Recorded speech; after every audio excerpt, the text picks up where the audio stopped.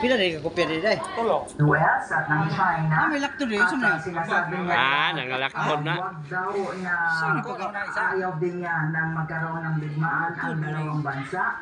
At sabi niya ay idadaan din sa diplomasya. Sila ay Sundan na lang na. hindi naman Sulat po sila nawang masugod dito sa issue ng West I know. Philippine Sea ingatan daw. At gayon din naman si party teachers Ay, wala.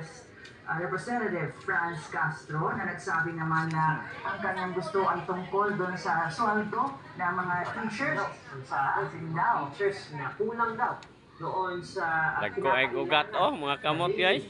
living wage itong nakukuha ng ating mga guro. Nag-comment din siya pagdating doon sa usaping West Philippine Sea. Ang komento niya rin similar dito sa comment ni Congresswoman Rosas.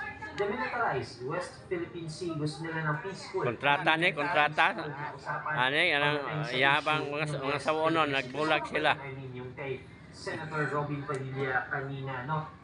Para kasi ano yun parang linya, dialogo ng movies ko na sabi niya, yung narinig ko na, gusto kong maramdaman. Gusto na niyang maramdaman Gusto na. malalim. Oh, Mga bagay na talaga.